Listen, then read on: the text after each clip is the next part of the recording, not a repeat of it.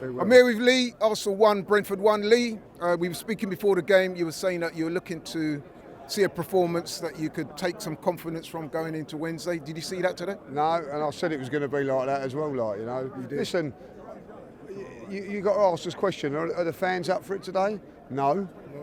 So can you expect the players to be up for it? Yes, but they weren't, and there's reasons, and the reasons are Wednesday night. You know, listen, the only thing that we can win this season is the Champions League, and that's what we've got to go for. Like, and you can see that. I've never seen a manager, right, go 1-0 up, just about to make his substitutions, and then bring them all on them. Normally, when a team scores, all right, sit back down because we've got what we want. But it was all methoded to go to what goes on Wednesday, like how many minutes we get in for certain players and all that. And you have to accept that. That's where we're at, and that's where we're going to be if we go further in the competition. Well, there was a few players there that I thought actually got longer than I thought they would get, namely Declan Rice. Well, I'm surprised that when you consider the effort that he put in on Tuesday and the kind of role that he plays in the team that can more in. And he took a knock in the first. He's a machine, isn't he? An absolute machine. And at the end of it, if it weren't for him, we wouldn't score the goal because it's like a 40, 50-yard burst. Not only that, a little bit of a quality pass at the end of it. But yeah, I would have played Marino in there. I said that before, like, you know, because he's not been playing like as many games. But obviously, like he trusts, you know, he trusts in Declan Rice, his body and everything like that. And the other thing is, and the key to me today, which is a little bit different to last week, is that he's got an extra day. We've got the Wednesday, so you can have a little bit more with the players, like, you know. Yeah, that's a good point. So I felt that maybe, like, because we got the game on the Wednesday, they could go a little bit more. And maybe that's my only little bit of a disappointment, was that we was perhaps too focused on that when you got an extra few days. But I've got to say, you know, like, people here again, like, we're going to win on Wednesday night. You've got to defend properly. And we do not defend properly. Yeah, we did switch off for their goal. We switched off. Yeah, we switched off, turned the lights out as well, like, you know what I mean? It's unreal. But you can't do that. You can't do that. And we continue to do it at home. Yeah. You know, so lessons have got to be learned. And listen, everybody knew what sort of game we were. I've got big up to the fans today, because I actually walked into the stadium today and thought it would be quite half empty. Yeah. I didn't think like, but it was quite full, and like, you know, so big up to the fans for coming. I know a few fans have sold their tickets today to fund Madrid. I get that. Yeah. And it was a difficult. It was difficult. Can I just ask you? So obviously the manager rotated, made a lot of changes. Of the guys that came in today, anyone for you stood out? No. We 1-1, wasn't it? Yeah. We're against Brentford. Like, one player that stand out for me today, who played well today, Kivior. You've got to give another mention for him. And Saliba done well, but I don't know what happened with the goal. But like, they done well. Tierney, you know, wasn't that much coming down that side when Tierney was playing. It did when Miles came. Not having a go at him, they're playing a different position. One's a fullback, one's an attacking fullback. Yeah. You 1-0 up. And listen, I'll tell you what is which is another one positive I take from that. A lot of people didn't know at the end there we was down to 10 men. We was in the ascendancy there. You know what I mean? Like, so, and people wouldn't realise that we was down to 10 men. But we kept going, like, and you wouldn't have known we was more attacking than everything, like, you know. So 10 men. Well, Jorginho come off, didn't he?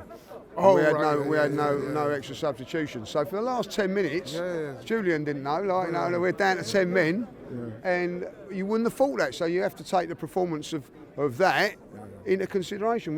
We would look the more likely team to win the game with 10 men. I've got to ask you, were you a little bit concerned at the lack of penetration up top? I mean, Trossard and Martinelli weren't at their best today. Is it understandable, or do you err on the side that there's a little bit concerned that those two guys weren't on it? Listen, was Saka at his best today? Was it? I don't think he was. Was Martinelli at his best? No. Was Trossard? Why? Because they've got one eye on the, I don't think you can look to criticise too much today. Like, I'm not certainly not going to criticise. I'm not going to criticise today. You know, what happens if, like, say if Martinelli goes into a 50-50 and gets injured and everybody going, what's he doing that for? It's all about Wednesday. Well, I thought with Martinelli, I was surprised he stayed on that long, because you think about it, it was about 3 or 4 times he went down, a couple of heavy tackles on him. Yeah, you can only take 5 players off though. You can only take 5 players off. You know, what you're going to take, Declan Rice was always going to come off. You know, I am a little bit surprised that he's taking the light for like. I would have kept Wanyeri. I would have kept Wanyeri on. Right, okay. I would have kept Wanyeri on. Like, I would have kept Wanyeri. But what I'm saying is, are you not surprised that Sterling never got any minutes today, given that, you know, Martinelli... Well, it tells you all you need to know, Laurie. I guess it does. It tells you all you need to know. If you can't play in a dead rubber, which it is, 4 days before a massive Champions League game, and you're risking Martinelli and all that, I wouldn't have risked Martinelli. You know what I mean? Although, to be fair to Sterling, in the last game he played for the club, all right, he was man of the match. He done all right against Everton. So why no minutes today? Not a single minute for Sterling. You got Martinelli for the whole game. I don't know. That's something you'll have to ask Mikel. Like, you know what I mean? I'm asking you, mate. I don't understand that. Like today, I don't know why he didn't play Sterling and not Martinelli. He wouldn't have done no worse than Martinelli today. And the fact is that Martinelli is not 100% on it today, and nor is certain other players in the team like that. You know, and I get that. Where Sterling probably would be 100% at it, because he knows he's not going to play Wednesday, as Wanyeri. But Wanyeri knew he weren't playing Wednesday and didn't put in a good performance today. Well, the way I look at it is the guys on the periphery of the team that got an opportunity today. It was their opportunity to put thoughts in the manager's head and say, look, if you need me on Wednesday, I'm ready, I'm here. You know what I mean? But like you said, I don't really think many people, if any, took that opportunity today. And I'll be really honest about that, Laurie. Really honest, like, you know. Trossard took his... If you go back to Everton last week, he put in a right good performance. It didn't get him the start against Real Madrid, you know. No, I'm not necessarily saying start. I'm saying that, you know, I'm on the bench. If necessary, if needed, you can call on me and I'm up to the levels. I think you got that from Tierney, if that comes to the case. Yeah. You know what I mean? Like, you've certainly got it from Marino when he's come on. Like, I think Marino will start. You know, the worrying concern for me is a little bit is Wanyeri's drop of form. I'm massive talent for us, but I just think that maybe the way it's been a little bit treated, I think he could be a little bit despondent. So somehow you've got to get him back up, because I think he could still play a big part for us going forward. So no, look, listen, I knew what was happening today. Everybody's looking forward. So let's end on that question then. So we all know what's at stake. What? When? Wednesday night in the Bernabeu, the Cauldron.